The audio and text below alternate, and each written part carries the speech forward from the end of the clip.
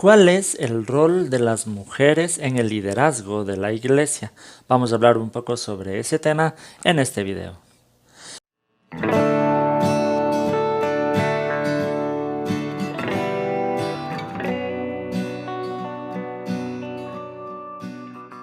Que el Señor les bendiga, queridos amigos, queridos hermanos, estudiosos de la Biblia, de la teología. Mi nombre es Hugo Vázquez, bienvenidos a mi canal. Estamos aquí, como siempre, estudiando la epístola, en este caso la epístola a los romanos. Estamos llegando ya al final de la epístola. Pienso que este ya es el penúltimo video de toda esta serie.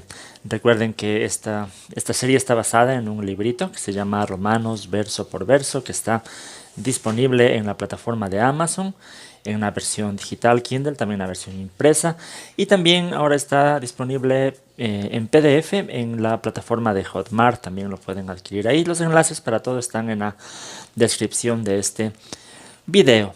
Entonces, gracias por estar acompañándome en esta serie de estudios. Como les decía, estamos ya finalizando esta epístola. Estamos en el capítulo 16, en donde el apóstol Pablo va a mencionar algunas cosas que nos invitan a reflexionar, especialmente en el papel de las mujeres en el servicio y en el liderazgo, específicamente en la iglesia cristiana. Entonces vamos a dar lectura del capítulo 16, los versículos desde el 1 hasta el 16. Dice: les recomiendo a nuestra hermana Febe, diaconisa de la iglesia de Cencreas. Les pido que la reciban dignamente en el Señor, como conviene hacerlo entre hermanos en la fe. Préstenle toda ayuda que necesite, porque ella ha ayudado a muchas personas, entre las que me cuento yo. Saluden a Priscila y a Aquila, mis compañeros de trabajo en Cristo Jesús. Por salvarme la vida, ellos arriesgaron la suya. Tanto yo como todas las iglesias de los gentiles les estamos agradecidos. Saluden igualmente a la iglesia que se reúne en la casa de ellos. Saluden a mi querido hermano Epeneto, al primer convertido a Cristo en la provincia de Asia. Saluden a María, que tanto ha trabajado por ustedes. Saluden a Andrónico y a Junías, mis parientes, compañeros de cárcel, destacados entre los apóstoles y convertidos a Cristo antes que yo. Saluden a Amplias, mi querido hermano en el Señor. Saluden a Urbano, nuestro compañero de trabajo en Cristo, y a mi querido hermano Estaquis. Saluden a Apeles, que ha dado tantas pruebas de su fe en Cristo. Saluden a los de la familia de Aristóbulo. Saluden a Herodión, mi pariente. Saluden a los de la familia de Narciso, fieles en el Señor. Saluden a Trifena y a Trífosa, las cuales se esfuerzan trabajando por el Señor. Saluden a mi querida hermana Pérsida, que ha trabajado muchísimo en el Señor. Saluden a Rufo, distinguido creyente, y a su madre, que ha sido también como una madre para mí. Saluden a Síncrito, a Flegonte, a Hermes, a Patrobas, a Hermas y a los hermanos que están con ellos. Saluden a Filólogo, a Julia, a Nereo y a su hermana, a Olimpias y a todos los hermanos que están con ellos. Salúdense unos a otros con un beso santo. Todas las iglesias de Cristo les mandan saludos. Bueno, como es costumbre en las cartas de Pablo y también en la correspondencia del primer siglo, aquí nuestro autor termina con una serie de saludos personales. Es, como digo, una costumbre cultural. Y en Romanos específicamente, más que en otras epístolas, Pablo cita a muchas personas, probablemente, como ya habíamos comentado antes, por su deseo de establecer buenas relaciones con esta iglesia. Aunque esta porción de la epístola sea solamente una lista de saludos que podríamos pensar que no es muy relevante, hay muchas cosas interesantes que nos invitan a la reflexión para la aplicación incluso en la vida cristiana del siglo XXI. El pasaje comenzaba diciendo: les recomiendo a nuestra hermana Febe, diaconisa de la iglesia de Cencreas. Les pido que la reciban dignamente en el Señor, como conviene hacerlo entre hermanos en la fe. Préstenle toda ayuda que necesite, porque ella ha ayudado a muchas personas, entre las que me cuento yo. La primera persona a la que se le menciona en esta lista es a la hermana Febe, de quien se dice que era diaconisa de la iglesia de Cencreas. Aquí podemos comentar que, aunque el término, nosotros sabemos que diáconos significa nada más que siervo, uno que sirve, eso significa diáconos, y sabemos que todo cristiano es llamado a ser un siervo en ese sentido, todos somos llamados a servir, pero parece que la hermana Febe, aquí específicamente, tenía algún ministerio especial, alguna posición de servicio especial en la iglesia, por eso se enfatiza que era diaconisa de la iglesia de Cencreas. Por un lado, entonces, vemos aquí que había cierta posición de importancia para Febe en cuanto al servicio que estaba atendiendo a la iglesia de Cencreas. Esto nos lleva a otro punto del que ya vamos a profundizar más adelante conforme avanzamos con esta lectura, y es que muchas veces se ha acusado al apóstol Pablo como machista y que no permitía que la mujer participe en el ministerio. Pero vamos a ver, como muestra esta lista, hay gran cantidad de nombres femeninos, de mujeres que servían e incluso parece ser que lideraban procesos en las iglesias locales. Entonces, sigamos con la lectura de esta lista. Pablo dice: saluden a Priscila y a Aquila, mis compañeros de trabajo en Cristo Jesús. Por salvarme la vida, ellos arriesgaron la suya. Tanto yo como todas las iglesias de los gentiles les estamos agradecidos. Saluden igualmente a la iglesia que se reúne en la casa de ellos. Saluden a mi hermano Epeneto, el primer convertido a Cristo en la provincia de Asia. Aquí nos encontramos con una pareja que es muy conocida en las epístolas en el Nuevo Testamento, que es Priscila y Aquila. Es una pareja muy querida por el apóstol Pablo, con quienes sabemos que compartió el ministerio en varios lugares, como en Corinto, como en Éfeso, cuando ellos tuvieron que ser exiliados en el año 52 después de Cristo, después del edicto del emperador de Roma en contra de los judíos. Pablo compartió mucho el ministerio con ellos. Pablo hace hincapié de que ellos trabajaron mucho por el bienestar del evangelio.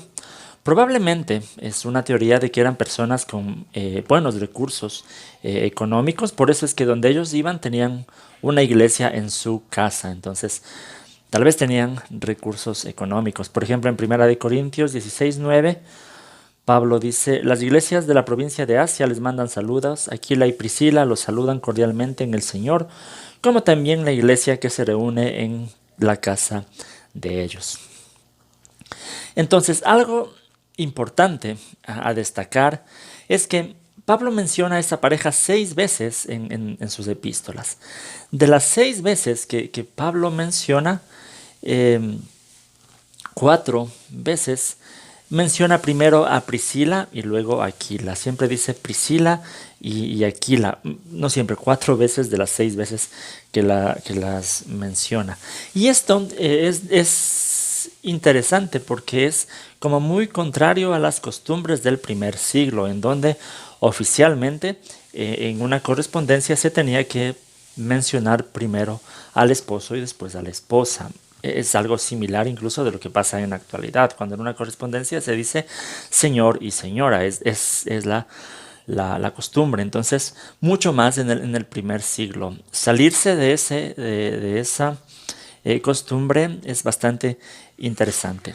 Ahora, la razón por la que Pablo lo hace ha sido entonces objeto de debate entre los estudiosos, ya que para muchos, por un lado, esto es una muestra de que Priscila tenía una posición de liderazgo superior a la de su esposo Aquila.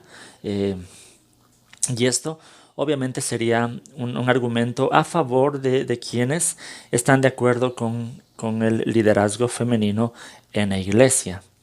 Y otra prueba a favor de esta posición es que desde tiempos muy antiguos, esto también es interesante, la iglesia dio tanta importancia a Priscila que una de las iglesias más antiguas de Roma, y una iglesia que existe hasta hoy, tiene el nombre de Santa Prisca. Y es interesante porque Priscila es el diminutivo de Prisca. Entonces se ve que Priscila tenía una posición de importancia en la iglesia del primer siglo. Entonces estos serían los argumentos a favor de quienes estén de acuerdo en el liderazgo femenino en la iglesia. Por otro lado, aquellos estudiosos que no están de acuerdo con el liderazgo de las mujeres en la iglesia adjudican esto a una historia de la tradición de la iglesia de Roma, que decía que Priscila era una mujer que provenía de una familia de la nobleza y que se casó con un artesano judío, y por esta razón tenía más importancia en la correspondencia que su esposo. Aquila, sin embargo, que su esposo Aquila. Sin embargo, como hemos comentado, esto es solamente parte de la tradición y de las suposiciones de algunos estudiosos. Tenemos que mencionar que si esto hubiera sido así, yo personalmente dudo mucho que Pablo hubiera seguido manteniendo este tipo de correspondencia, dándole a Priscila más importancia solo por ser parte de la nobleza.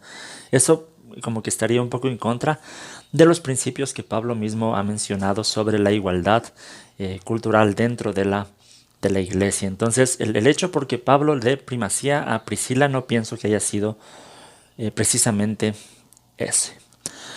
Ahora, sí tengo que mencionar que para sacar una conclusión sobre este tema, que es muy amplio y que es, como digo, objeto de debate, tenemos que ir más allá de los textos de Romanos. Aquí en este estudio estamos centrándonos en estos pasajes del libro de Romanos, pero como digo, si queremos ampliar más la visión de la Biblia sobre el liderazgo femenino, tenemos que hacer un estudio más amplio, más completo, de lo cual vamos a hacer posteriormente aquí en el canal. Tengo pendiente también un video sobre este tema. Aquí centrándonos en estos textos de Romanos es lo que nosotros podemos comentar. Continúa el apóstol Pablo y dice luego: saluden a María, que tanto ha trabajado por ustedes.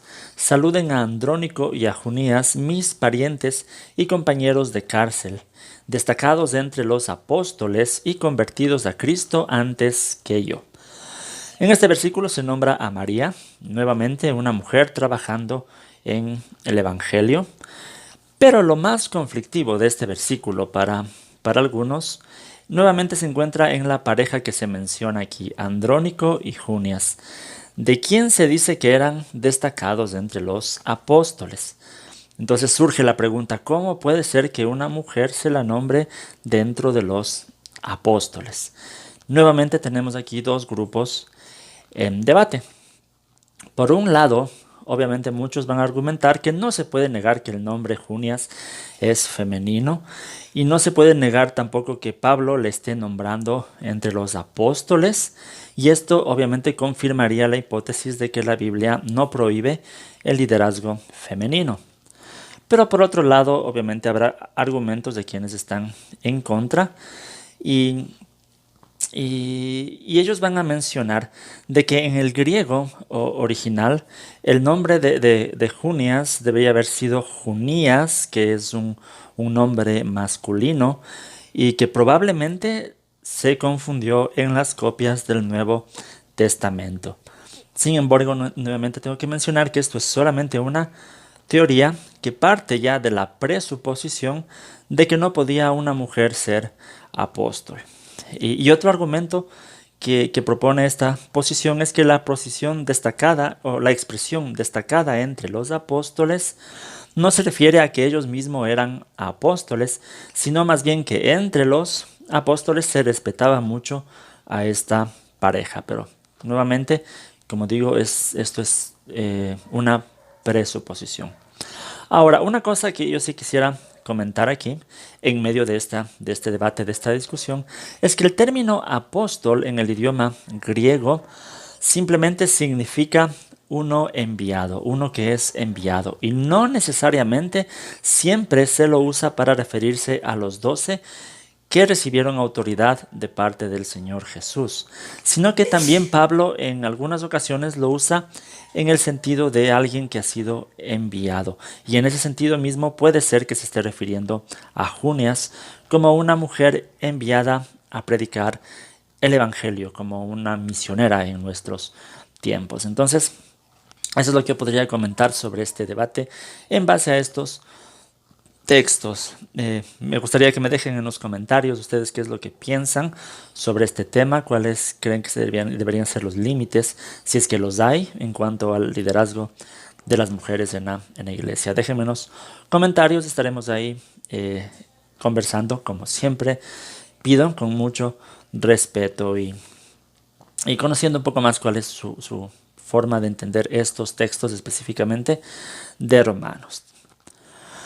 Al final de este pasaje, Pablo menciona muchos otros nombres más en los versículos del 8 hasta el 15. Nos presenta una serie de nombres que lastimosamente no tenemos mucha información aparte de esta carta, más que alguna otra teoría en base a tradiciones cristianas.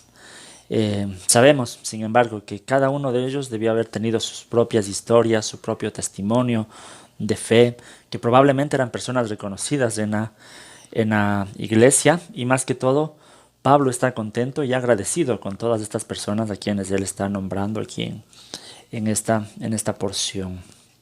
Ahora, algo muy interesante que podemos mencionar es que existen algunos estudios en cuanto a los nombres del primer siglo que llevan a la conclusión de que varios de estos nombres expuestos en esta lista pertenecían a esclavos, eran nombres de esclavos que probablemente habían sido liberados, lo que nos daría una impresión de que en la iglesia de Roma, específicamente en el primer siglo, había una gran cantidad de cristianos de una clase social relativamente baja. Y teniendo en cuenta de que en otras partes del Nuevo Testamento también se habla de cristianos de clases sociales altas, deberíamos reflexionar en cómo en la iglesia estas barreras deberían siempre desaparecer. Y otra reflexión que podemos sacar de estos pasajes es que la iglesia del primer siglo, como vemos aquí se menciona en varias ocasiones, se reunía en casas.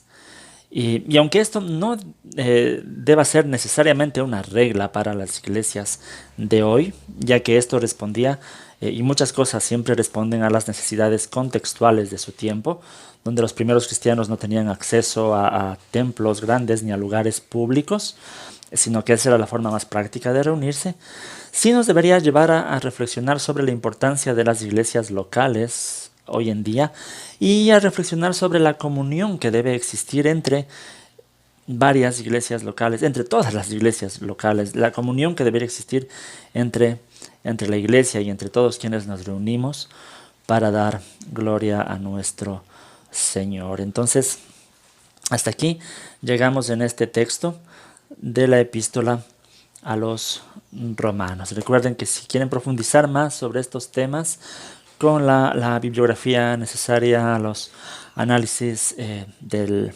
léxico, también del idioma griego, todo eso está disponible en el libro Romanos verso por verso, que ustedes pueden adquirirlo también. Y sí, eso, siempre les doy las gracias. De aquí falta solamente una lección más y terminamos de recorrer esta hermosa epístola y tan importante epístola de los romanos. Si es primera vez que están aquí, recuerden que pueden suscribirse al canal para estar pendiente de todas estas series de videos. Les voy a dejar por aquí una tarjetita con toda la lista de reproducción de la epístola a los romanos. Bien. Gracias por siempre estar pendientes de los videos. Recuerden estar pendientes de todo lo que hacemos en el ministerio Todoteos. Sigan la página web todoteos.com. Descárguense la aplicación a su celular. Para Android está disponible en la tienda de Google Todoteos. Todos los enlaces están en la descripción. También recuerden que tenemos nuestra Academia de Estudios Bíblicos en línea, donde empezamos ya con el curso de Doctrina Bíblica Básica. Por poco tiempo más, este curso está disponible solamente por $5. Ustedes pueden acceder a mucho material, incluye libros electrónicos, clases en video, y formamos parte de un grupo en WhatsApp también donde se puede compartir toda la información sobre estas lecciones. Bien. Entonces, sí, siempre muchas gracias por estar pendientes. Les voy a dejar por aquí otros 2 videos que según YouTube les puede interesar. Y les voy a dejar por aquí el enlace para que se suscriban al canal. Conmigo, eso es todo. Que el Señor les bendiga.